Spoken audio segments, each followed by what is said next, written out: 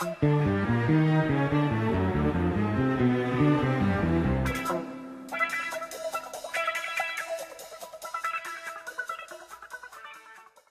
aujourd'hui on va parler d'Ex Machina ou Ex Machina d'Alex Garland, film qui est sorti en 2014 avec comme acteur connu on a Oscar Isaac qui joue l'un des personnages principaux.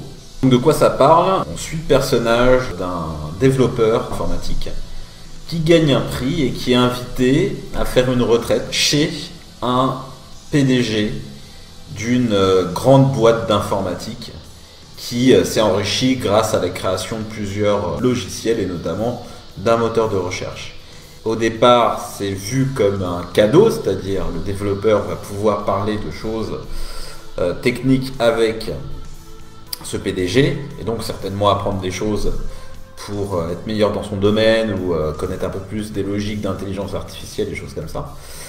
Et en fait, sa présence est plutôt là pour vérifier une théorie de ce PDG. Ça parle d'intelligence artificielle. C'est basé sur le test de Turing, c'est-à-dire savoir quelle est la limite pour se rendre compte qu'une machine est humaine ou pas. Quand est-ce qu'on trouvera une machine qui paraîtra humaine, comme un humain pourrait penser d'un autre humain. Il y a un petit côté thriller dedans, c'est un pur huis clos. Le scénar qui va vraiment à l'os de qu'est-ce que c'est que l'humanité, qu'est-ce que c'est que l'intelligence artificielle, l'anthropomorphisme, est-ce que ça joue ou pas, l'homme ou la femme réagissent-ils de la même manière, donc ça en conclut quelque chose, je vous laisse voir le film. C'est pas réalisé d'une manière dingue, mais c'est bien réalisé. Les décors choisis sont hyper intéressants, on essaye de garder un côté clinique, c'est très bien rendu et c'est cohérent avec justement le scénario.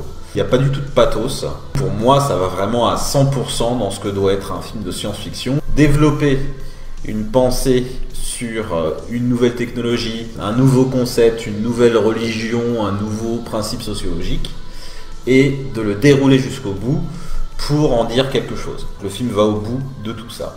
Il fait partie de la grande colonie de films de science-fiction parlant d'intelligence artificielle. J'en ai eu beaucoup, j'en ai même mis dans mes tops, j'en ai sans doute d'ailleurs oublié. Ce qui est différent d'autres films de ce type, c'est que la question elle n'est pas vraiment sur les capacités physiques ou quoi que ce soit, elle n'est pas réellement sur le degré d'humanité en soi, elle est surtout dans le rapport à ce qu'est l'être humain et ce qu'il n'est pas. Voilà, dans le rapport de besoin de groupe, de reconnaissance vers l'autre. Et ça fait partie des problématiques de l'intelligence artificielle aujourd'hui. Il y a eu plein d'études qui ont été faites. D'ailleurs, beaucoup des matériaux qu'on utilise aujourd'hui utilisent de l'intelligence artificielle. Et on a plein de surprises par rapport à ça, et notamment au niveau de la reconnaissance. Est-ce que pour qu'une machine devienne humaine, doit-elle connaître l'amour? Et donc, par exemple, qu'est-ce qu'on sous-entend? Comment on découpe l'amour? Est-ce que c'est un truc magique et merveilleux?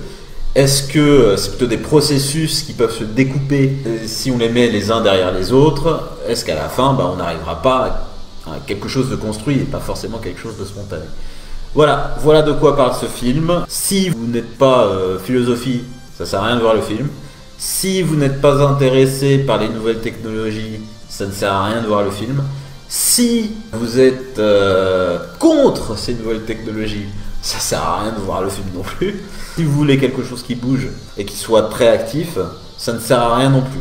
Par contre, si vous aimez philosopher, si vous aimez comprendre un petit peu comment marche l'être humain à l'intérieur et les médiations qu'on peut avoir en termes de fonctionnement, si vous voulez avoir un petit œil sur ce que pourrait être une société de demain, je vous conseille ce film.